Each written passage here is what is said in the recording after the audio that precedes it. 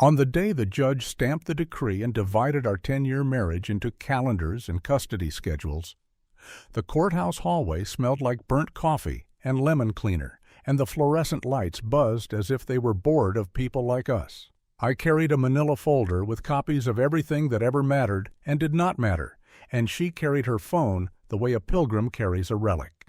A photographer could have framed us like a parody of American endings.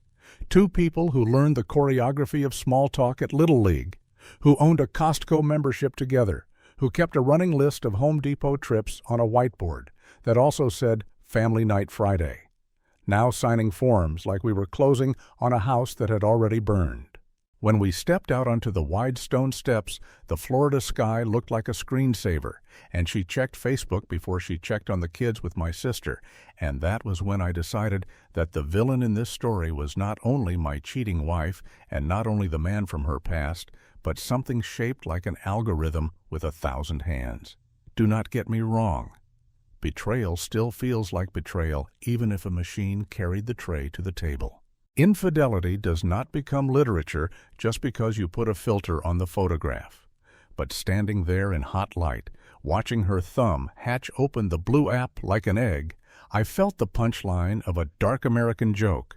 We outsource our grocery lists and our attention spans to a company that remembers our memories better than we do. And then we act surprised when those memories call old flames by name. 10 years earlier, we were married in a Methodist church with a pastor who said love is patient, and the cake that fed 50 and the aunt who cried loudly as if sound could bless us, and we believed it all. We were a small mortgage and a big Christmas. We were a chore chart with stickers and a family photo on a beach where the wind made everyone squint. We were what you call normal, which in our suburban county means that every disagreement pauses when the doorbell rings because the neighborhood kids want to know if your daughter can come out to scooter.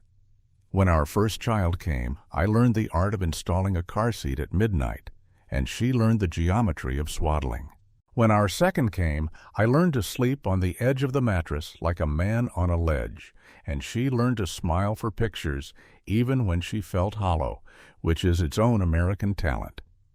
We were also, without saying it aloud, a partnership with terms and conditions that were never printed. I would work too late a few nights. She would forgive it by changing the subject to a Target sale. She would scroll too long in bed some nights. I would forgive it by pretending to snore. We did not know that our soft compromises were compost for something toxic that would grow in secret until it became a tree you can see from the street. The official cause on the paperwork is irretrievable breakdown, which is courthouse poetry for what happens when a series of small goodbyes learn to walk together. The unofficial cause, the one that belongs in a television parody or a conspiracy forum that says greeting card companies secretly fund romantic nostalgia, is that an app built to keep us clicking reintroduced my wife to a boy who was already a ghost in her high school yearbook. His name arrived in our house the way a draft slips under a door. You feel it before you see it. It began with a friendly, "Wow, it has been forever," under a photograph where she wore a sundress and the kids held sparklers at the 4th of July cookout, where the dads argued about grill brands like that was a real debate, and the moms ran the dessert table, like logistics commanders. He clicked like, then heart, then the kind of comment that lives in between nostalgia and audition. I remember the first time I truly noticed. We were at Applebee's because it was half-price apps after 9, and the babysitter had said yes, and we were pretending that mozzarella sticks taste like who we used to be. Her phone lit up with a messenger preview that said, "Do you remember senior year, the lake, the promise we made, that we would never let real life make us smaller?" And she made a small sound in her throat, the way you do when you read the name of a city you used to live in. I laughed like a sitcom husband and said, "Who is that, the class clown getting sentimental?" And she said, "Just an old friend. He lost his mother." And I said, "Tell him I am sorry for his loss." And she said, "I will." And the apps were half price, but the bill we were starting to rack up had no coupons. If you want to know why I say the algorithm won, start here. A platform that profits from keeping you looking at the past long enough for the present to go cold. It feeds you. On this day, the way a street vendor feeds pigeons, and then it waits for a name to land on your shoulder.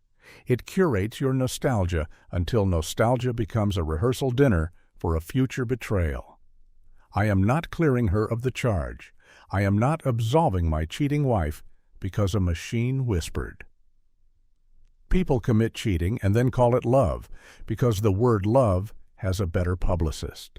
But the way it began had the clean symmetry of an experiment. Pair a woman who feels invisible in her own family with a man who is all attention and old stories. Add the theater of public comments that want to be private and let the audience cheer. The audience, by the way, was all of us. We are all complicit when we clap for tidy narratives. On the morning after the divorce decree, I drove home past the familiar outlets and car washes and the billboard that says Jesus Saves in block letters like a command line, and I thought about revenge the way men think about running a marathon.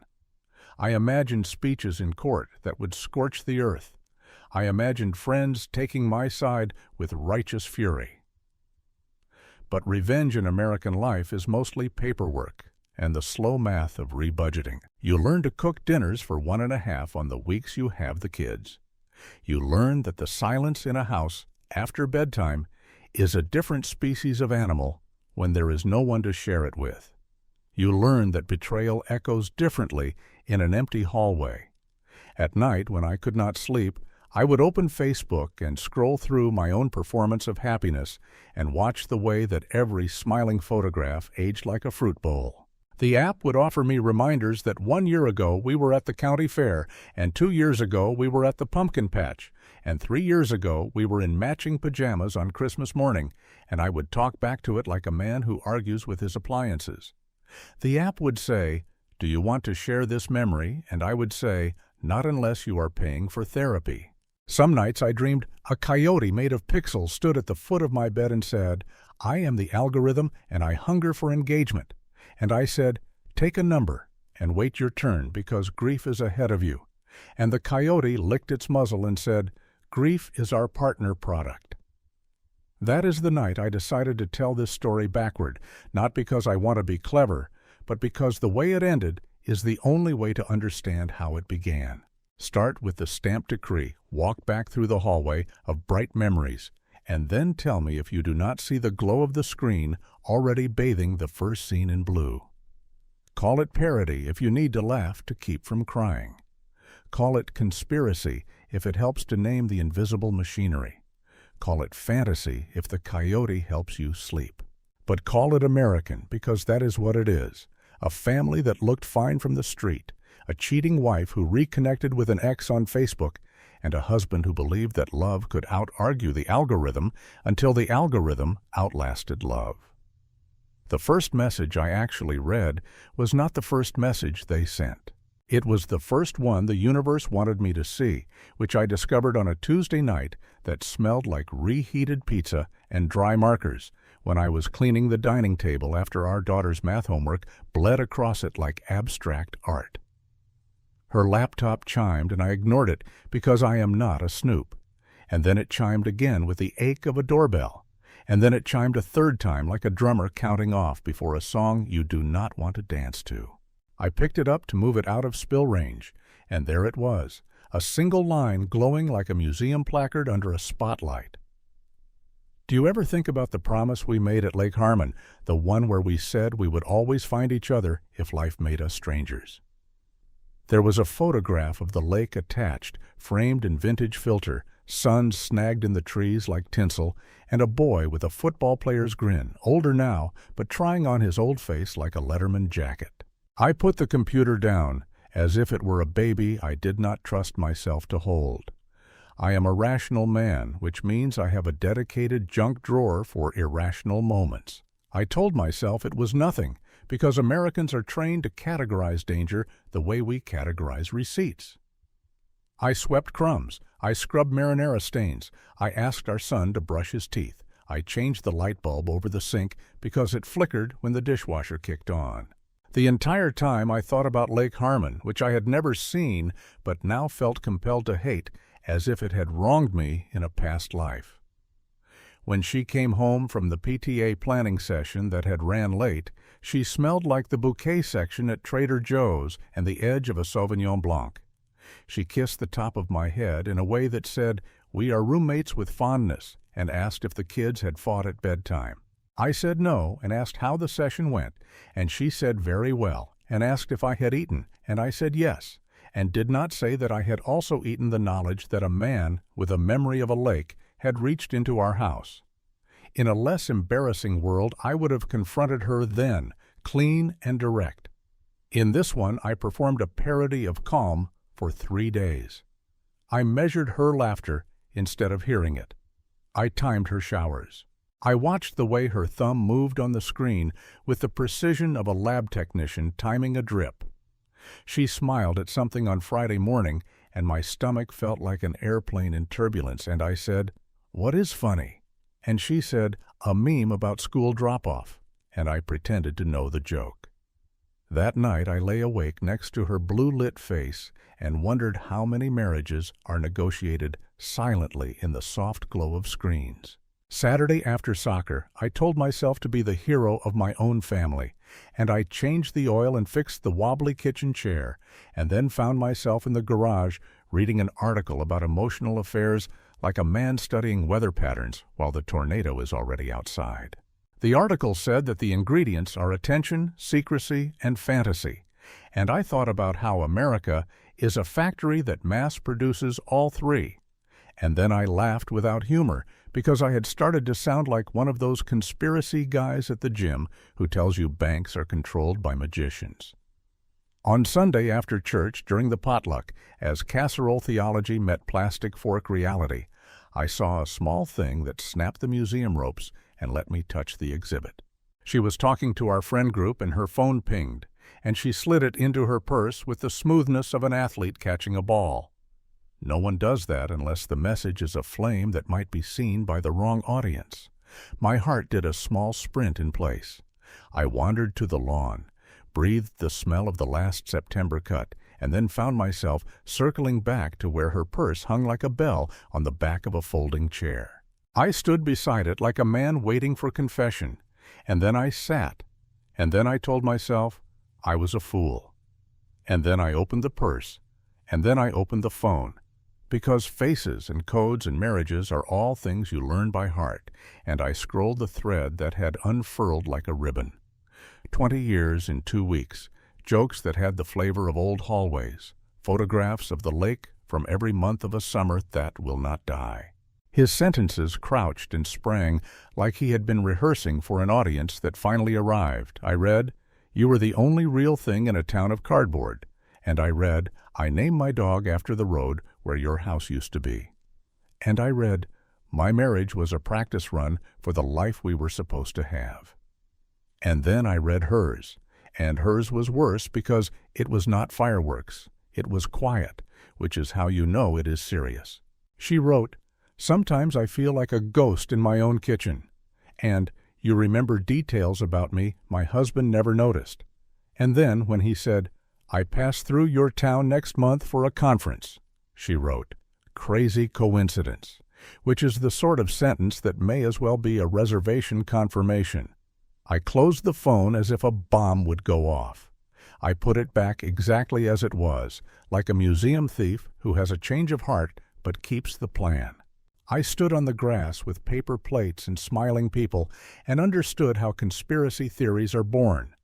The human brain hates coincidence, and nothing feels coincidental in a country where your browsing history knows you better than your parents. I drove us home. The children fought about a seatbelt. The dog barked at a mailbox like it had insulted his mother. When we pulled into the driveway, she took a breath as if stepping onto a stage. "Ooh." I asked if she wanted tea because in my house that sentence means I am bracing for difficult truth. She said yes and stared at the steam with the seriousness of a scientist, and then I asked about the lake and the promise, and the color left her like someone turned down the saturation. What happened next is not a dramatic monologue, not yet. It is the dance we all know from reality television where the interview happens in the kitchen and nobody eats. She said he had lost his mother, and his job had him traveling, and she was being kind, and I said kindness does not require a lake, and she said she felt unseen, and he was part of who she used to be. And I said, what about who you vowed to be? And she said that vow had become small, and I said family does not fit in small. And she said she did not know how to explain her hunger, and I said, you do not need to explain hunger to a man who has been fasting. You need to stop eating at another table. The rest of the week played like a parody of responsible adulthood. We attended a second-grade curriculum night where the teacher said community 5 times, and I nodded as if I believed in the word more than air. We smiled in a grocery aisle and chose spaghetti sauce, and a woman from church said, you two are such a great couple. And we said thank you with the synchronized grace of trained seals. At midnight, I made a detective board in my head with red string and pins, and the string spelled things like conference, hotel bar, old playlist, new perfume. And then I argued with myself like 2 lawyers on opposite sides of a glass wall. If this sounds theatrical, remember that America teaches us to narrate our lives as if a camera is watching, which is probably why the algorithm is so good at its job. The meeting happened 2 Fridays later. I knew because I did the unheroic thing and looked again, and there it was, a reservation screenshot and a text that said, I will wear the green dress so you know it is me, and a reply that said, I would know it is you if the room lost power. I imagined the room losing power, and I imagined the lights going up, and a director shouting cut.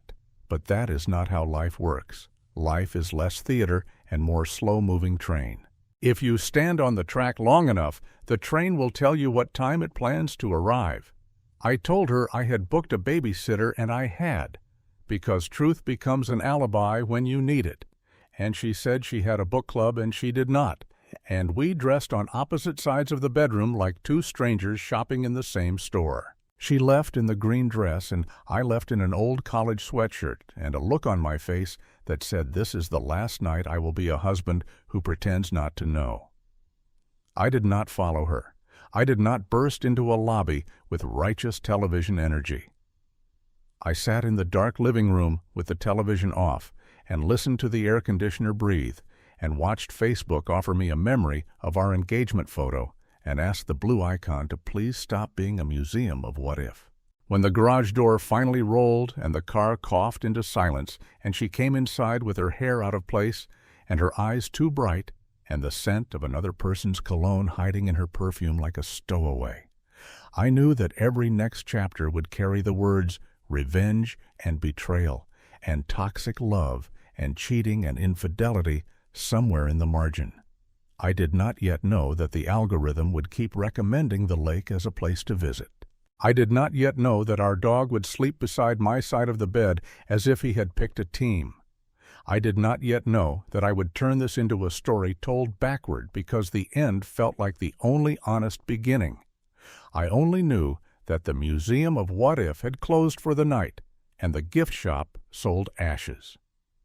The story of the green dress deserves to be told like a Hollywood disaster film, because in the mythology of my family, it became the asteroid that hit our suburban dinosaur paradise. Picture this, a Friday night in a Marriott lobby that smelled of overused carpet cleaner and ambition.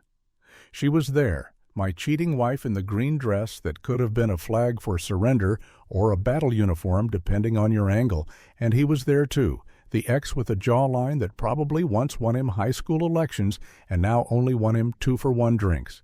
They did not see me because I was not there, at least not in the body. But I was at home with Netflix muted and the dog breathing like a small engine at my feet.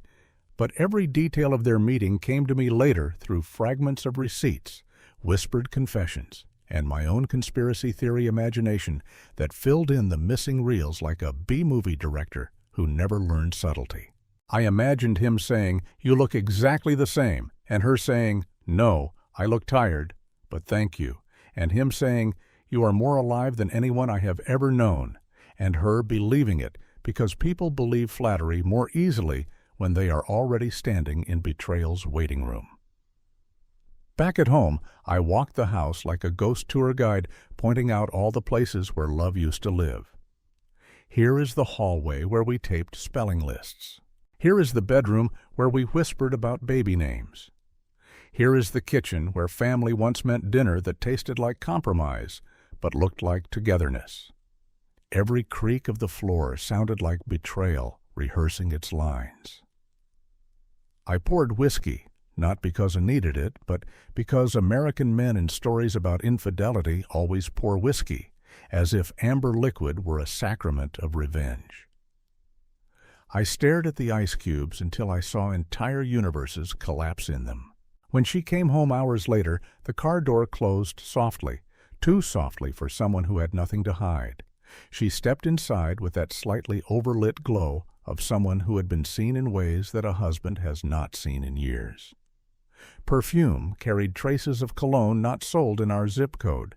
She kissed the kids' foreheads, even though they were already asleep, as if ritual could absolve betrayal. I asked, "How was book club?" And she said, "Enlightening." And I thought, yes, infidelity often is. The weeks that followed blurred into a parody of normal life. She made pancakes on Saturdays, but her laughter had static in it. I mowed the lawn in perfectly straight lines like a man who wanted order somewhere, anywhere. We attended a school recital and clapped at the right times, and other parents said, "What a wonderful family." And I smiled the smile of a man who knows the set is about to collapse. In the quiet, I built theories like a detective who never left his basement. Was the green dress bought for him? Did she rehearse her hair in the mirror before she left? Did the hotel staff recognize the choreography of toxic love repeating itself again in 1,000 rooms across America? The breaking point arrived one Tuesday when I found the hotel receipt in the laundry basket. Not even hidden well, just sitting like a dare among crumpled receipts for gas and groceries. I stared at the Marriott logo until it blurred, and then I marched into the living room where she was scrolling Facebook like a priestess at her altar.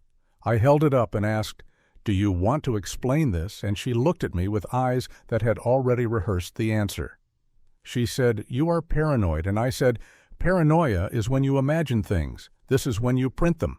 She said, "I felt invisible," and I said, "So you became visible in another man's arms." She said, "He makes me feel alive," and I said, "That is because you buried our life long ago." The shouting echoed through the walls until the kids heard and cried. And that was when I realized this was not just about two adults making terrible choices. It was about a family breaking like glass on a driveway. I saw my daughter's face at the door, eyes wide, and I felt something snap inside me. Revenge no longer meant grand gestures. It meant survival. It meant protecting them from watching their parents act out betrayal like a cheap stage play. That night she packed a bag and said she needed space. I told her space is what astronauts take when the planet is unlivable. She left anyway, and the house grew heavier than any silence I had ever known. The dog looked at me as if asking which human to trust. I told him the truth. Trust the one who still fills the bowl. And so the green dress apocalypse ended our 10-year marriage, not with one explosion, but with a slow implosion, the kind where the neighbors pretend not to notice, but the mailman lingers at the box longer than usual, as if to say, "I heard."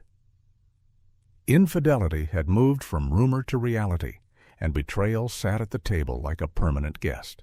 My cheating wife had chosen her ex over her family, and I was left with the wreckage, wondering if revenge was supposed to taste this bitter or if I had simply ordered the wrong brand. Divorce court looks nothing like television. There are no soaring speeches, no dramatic music, just fluorescent lights, overworked clerks, and attorneys who check their watches more than their clients. The word family becomes paperwork. Custody becomes percentages. Infidelity becomes a line item under grounds. I sat there while my cheating wife described me as controlling, inattentive, and I wondered if the judge could smell the cologne from the Marriott still clinging to her testimony. When it was over, I walked out with a stack of documents that weighed less than the betrayal behind them. Friends called to say they were sorry, neighbors nodded awkwardly, and Facebook had the gall to remind me that 2 years ago today we had posted anniversary pictures with hashtags about forever. I nearly threw my phone into the ocean, but instead I stared at it until I laughed like a man who sees the cosmic joke. An app that reconnected her with an ex also kept serving me memories of the life that connection destroyed. The kids adjusted in ways children often do, resilient in daylight, crying at night. My son asked if Mommy was coming home, and I told him home is a word with too many definitions now. My daughter refused to friend me on her Roblox account, which felt like betrayal in miniature. Family dinners shrank into awkward silence, and microwaved leftovers and birthdays became split shifts of affection. I tried dating apps once, swiping through faces that blurred into one another, but every time I read "looking for someone real," I laughed until it hurt. Real had become a parody. I joined a men's support group where everyone had their own version of a cheating wife, each story different, but also the same. Late nights, hidden phones, sudden perfume, betrayal packaged as self-discovery. We joked about starting a club called the Algorithm Widowers. Humor was revenge in its cheapest form, but it was something. In the quiet hours, I imagined conspiracy theories because they made more sense than reality. Maybe Facebook itself runs an underground matchmaking service for infidelity, pairing high school exes to test the endurance of marriage as a social experiment. Maybe the Marriott chain gets kickbacks every time toxic love books a room. Maybe the algorithm is sentient, feeding on betrayal the way a vampire feeds on blood. These thoughts were less ridiculous than accepting that love can collapse because someone clicked "add friend." Over time, the rage cooled into something stranger, acceptance with a bitter edge. Betrayal had become part of my DNA, but so had survival. I repainted the living room, replaced the couch, and bought a grill that only I would use. Small acts of revenge against memory. I learned that toxic love leaves stains, but the stains do not dictate the whole house. The last time I saw her was at a school event where our daughter sang in a choir about hope. She stood across the auditorium with him, the ex who had graduated from ghost to reality. They looked like a couple who had reinvented themselves. But I saw the cracks, the way her laugh sounded too loud, the way his hand gripped hers like a leash. I felt no urge to confront them. Revenge had already happened in the most American way possible. She lost the narrative. Among friends, among neighbors, among family, the story was not about romance rekindled, but about a cheating wife who traded 10 years of family for a ghost of her past. That was punishment enough. Now, when people ask what happened, I tell them a simple truth dressed in sarcasm. My marriage ended because of a green dress and a blue app. But what I really mean is that infidelity grows where attention dies, betrayal thrives where secrecy blooms, and revenge is not about destroying the other person, it is about surviving the toxic love they leave behind.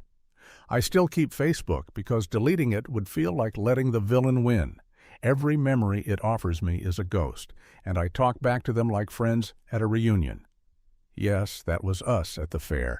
Yes, that was us in the Christmas pajamas. Yes, that was us before betrayal wore a green dress. But I am still here. And in this parody of American love stories, survival itself is the final punchline.